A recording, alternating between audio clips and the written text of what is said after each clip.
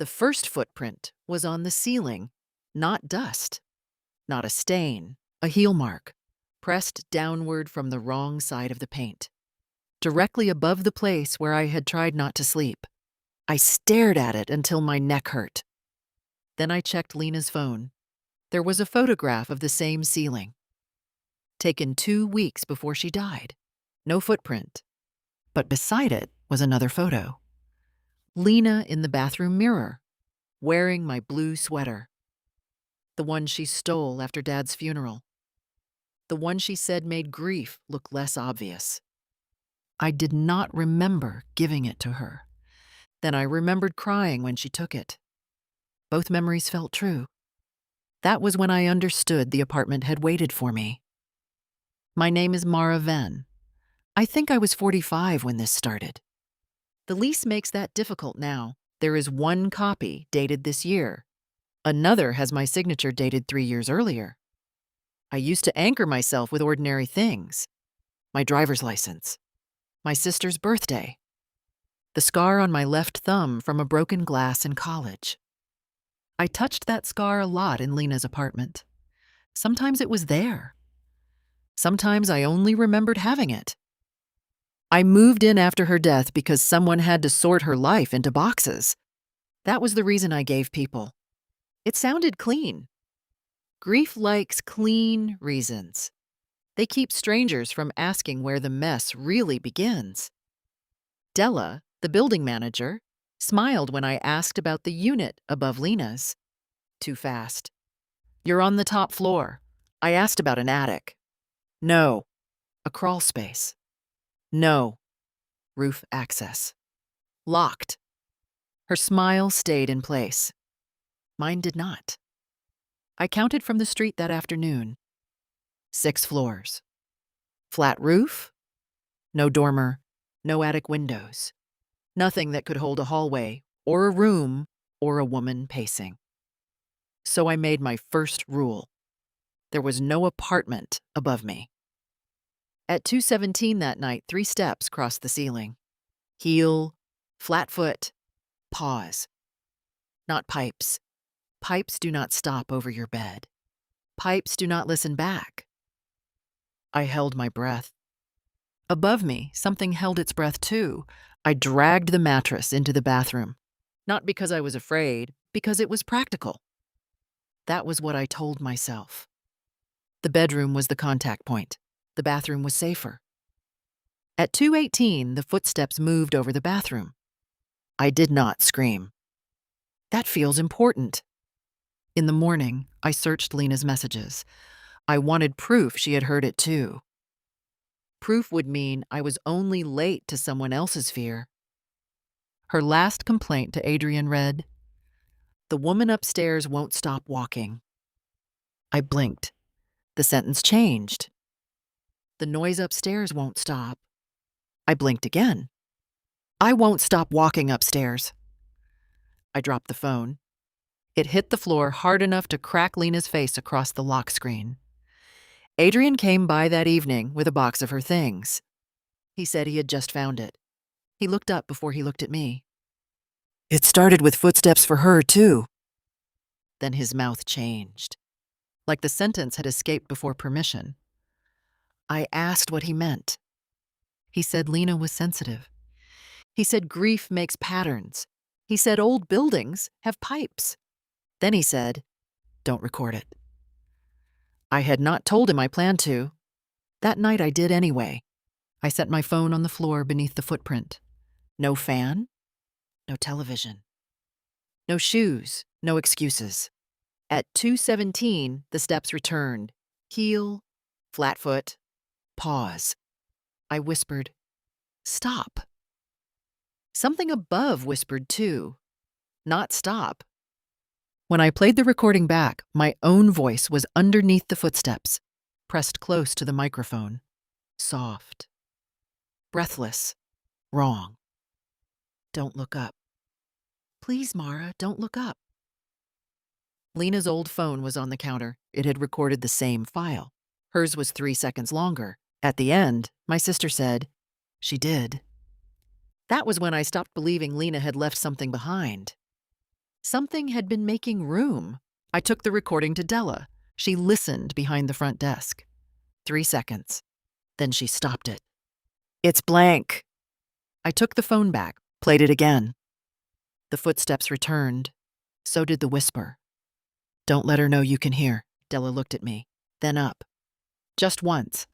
I caught it. Della looked at me the way people look at a face they have misremembered. "You heard it." She shook her head. Too fast. "There is no apartment above yours." "I didn't ask that." Della said nothing. That afternoon, I checked for myself. The elevator ended at 6. The stairwell ended at 6. The directory ended at 6. Lena's apartment was on the 6th floor. Top floor. Always top floor. I went outside, counted the windows.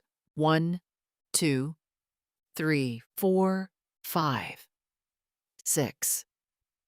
Then a bus passed. For 1 second, the building reflected in the bus's dark glass. 7 floors. I turned back. 6. The bus pulled away. The 7th floor vanished. Then I saw it again. Not on the building, in a parked car window. A 7th floor window, lit from inside. Someone stood there, still, watching downward. I raised my phone. The picture showed 6 floors. No light, no figure. But in the corner of the photo, inside the parked car's reflection, the 7th floor remained. So did the figure. I zoomed in. The woman was wearing Lena's sweater. I ran back inside. The lobby was empty. The elevator waited open. The buttons still stopped at 6. But above the 6, someone had scratched a number into the metal. Fresh. I touched it. My finger came away wet, pale blue, the color of my apartment ceiling. The elevator doors began to close. A hand caught them. Mr. Vale from 4B stepped in. He saw the scratched number, then me. "You shouldn't count from outside." I froze. "What?" He pressed 4. "The building doesn't like being checked." The elevator rose. "Was there ever another floor?" I asked. Mr. Vale said no, then, "Not anymore." His face shifted, like the words surprised him. On 4, he hurried out. Before the doors closed, I asked, "Did you know my sister?" Mr. Vale kept walking, but his reflection in the elevator wall turned back. It mouthed one word: "Upstairs." That night, I kept every light on. At midnight, the footsteps began. Not 2:17. Midnight. They crossed above me. Bedroom, hallway, kitchen, then stopped over my chair. I moved the chair. The ceiling knocked 3 times. I gripped the chair. The knock came again. 3 times. I reached up with a broom handle. Tapped once. Silence. Then the ceiling answered. 4 taps. My phone buzzed. An archived thread had returned. Lena's name at the top. I had deleted it after the funeral. I opened it. Lena's final email was why I chose the apartment. I had read it 100 times. Now I was not sure who sent it. A new message sat at the bottom. "If I ask you to move in after I die, don't. That means she made it downstairs." I scrolled up. The old messages had changed. Not all. Just enough. Lena no longer wrote about the woman upstairs. Now she wrote about me. "She laughs like you when she's pretending." She asked about Mom's necklace. "She knew what you said after Dad died. I don't think she's copying you. I think you're not the first version of you." I dropped the phone. For 1 stupid second, I was grateful. Not because I believed her, because some part of me still wanted the voice to be Lena. Still wanted my sister trapped instead of gone. Trapped meant reachable. Gone meant I had already failed. Above me, something dragged across the ceiling. Slow, heavy, like furniture being dragged by someone careful. Then Lena's voice whispered through the plaster. "Mara!" I backed away. The voice came closer. "Mara, don't answer me!" The phone rang. "Adrian." I answered without speaking. He said, "You heard her." "How do you know that?" Adrian breathed hard. "Because Lena called me the night she first heard your voice above her." The ceiling creaked. Adrian lowered his voice. "She thought it was a neighbor, then a leak, then a prank. Every time she proved one thing, the building changed another." "What happened to her?" A pause. "She opened the wrong part of the apartment." I looked up. "What does that mean?" "Leave before it gives you a way in." The line cut out. A dripping started in the hall. I opened my door. The carpet was dry. Then water beat it on the floor. It rose, drop by drop. It gathered against the ceiling. Inside each drop, I saw the same room: a lamp, a table, a pair of bare feet, someone standing above me. Then the water was gone. The hallway was dry, except for one wet footprint outside my door. Behind me, the ceiling split. Not loudly, not dramatically. A thin, square outline appeared in the plaster, a hatch. I backed away. My phone lit up. A voicemail from Lena. I pressed play. Lena whispered, "Don't trust Adrian." A second voice whispered underneath. My voice, "Don't trust Lena." The hatch unlocked by itself. From above, someone knocked 4 times. I did not answer. Then the knock came from below the floor. The knock came from below. 4 taps. I did not move. The ceiling hatch had opened above me. I did not hear it open. I only knew it had. Dark inside, waiting. Then the floor answered again. 4 taps. Closer this time, under my feet. I stepped back. The boards creaked. Not beneath me, above me. I looked up. The hatch was still open. But now there was light inside. A room. A ceiling fan. Wallpaper. The corner of a framed photo. My framed photo. I backed toward the apartment door. The deadbolt turned by itself. Locked. Then unlocked. Then locked again.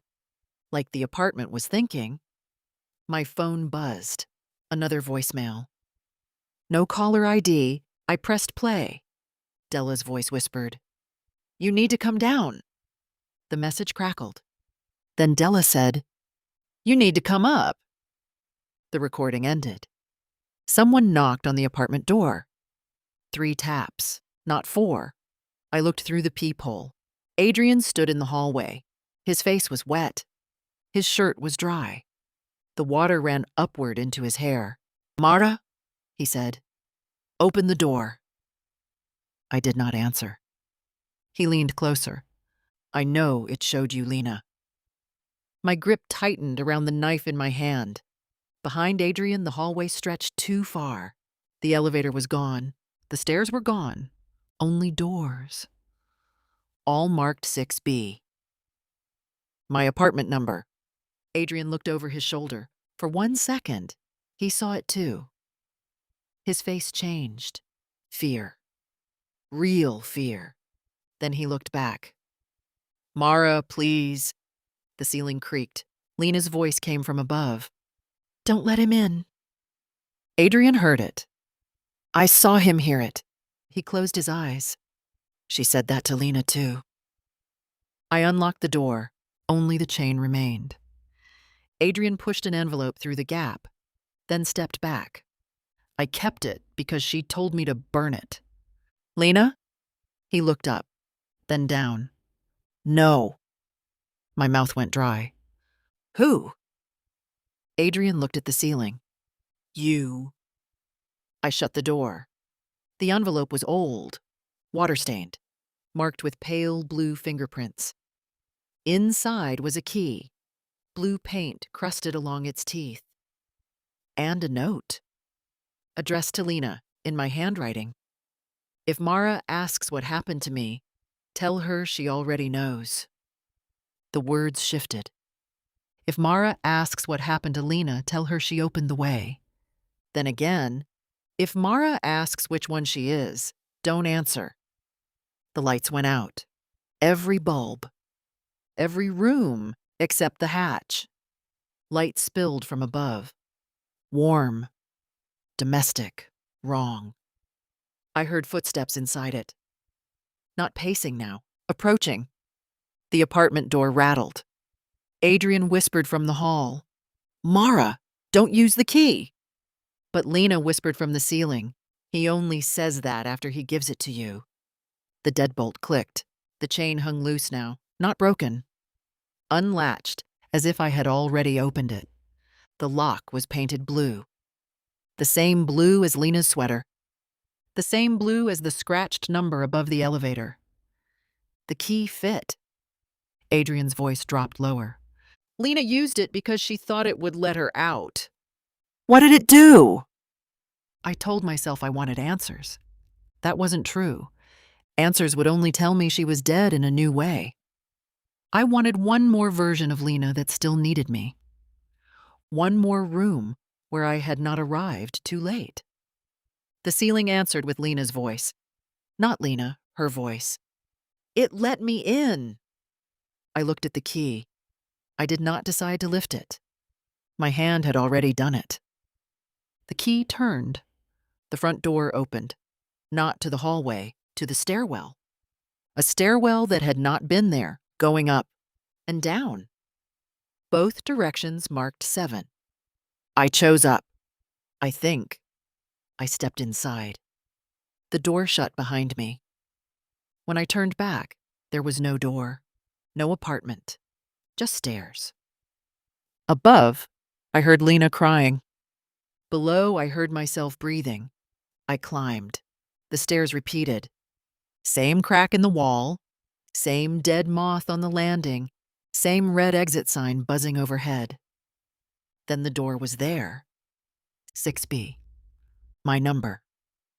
Lena's number. The brass was scratched raw. The peephole had been painted shut. From inside, someone whispered, "Don't open it."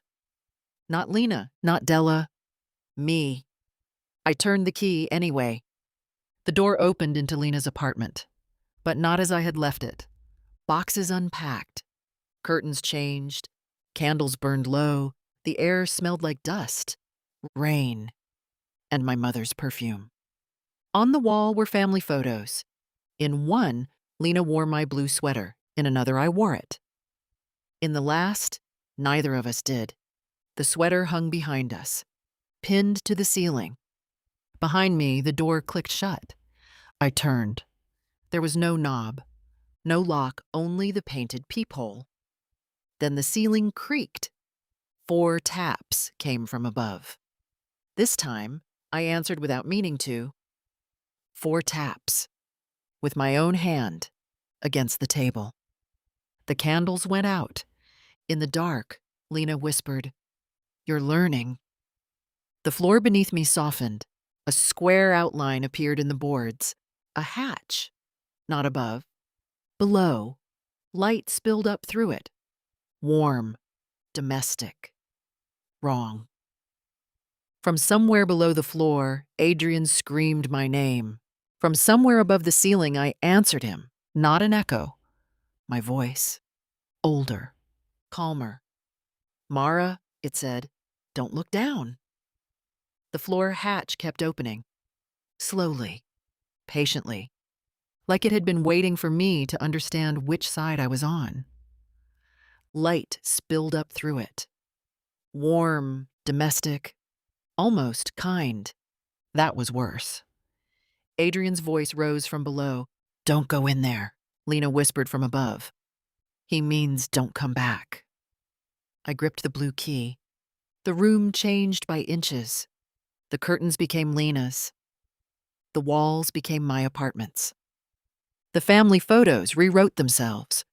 In one, Lena stood beside me. In another, I stood alone. In the last, neither of us was there. Only the blue sweater, hanging from the ceiling, pinned flat, like evidence. I remembered Lena laughing in it. Then I remembered burying her in it. Both memories felt true. The floor hatch creaked wider. I knelt. Inside was another apartment. Same layout, same chair, same ceiling stain. A woman stood beneath it, looking up. I saw her face. My own. The woman below raised one finger to her lips, then knocked 4 times on her ceiling.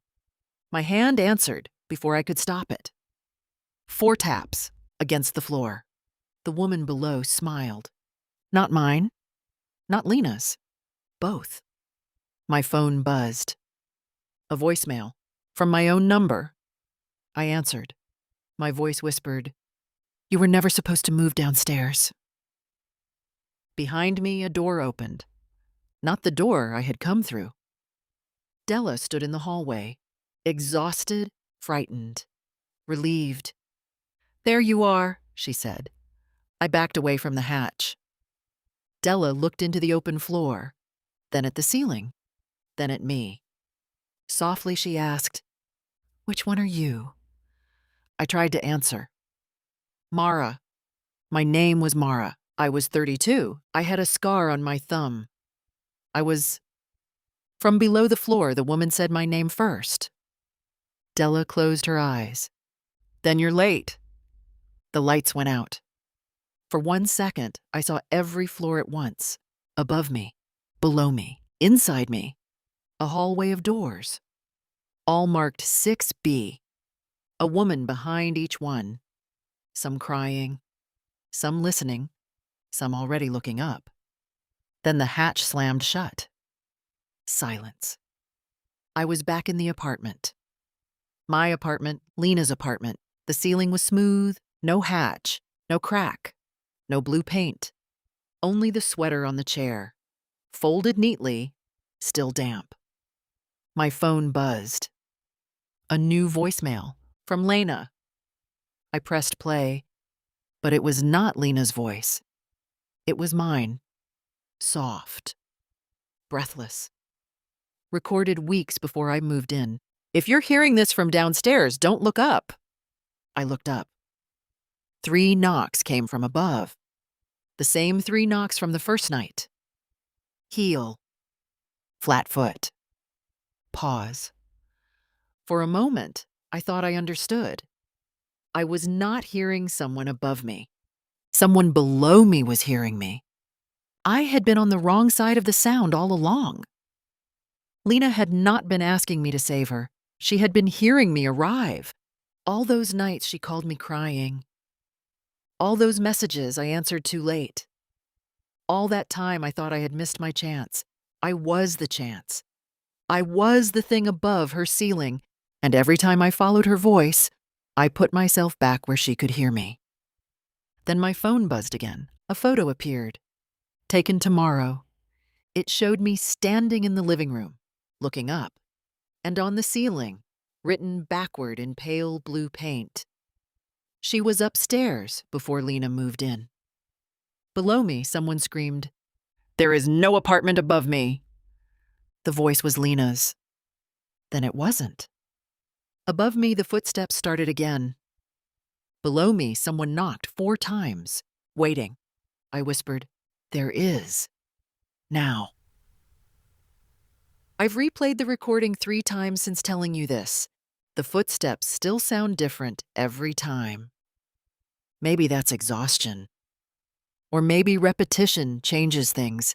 I honestly don't know anymore. Anyway, my coffee's cold now. Tell me something honestly. When did you... Stop. Stop trusting my version of this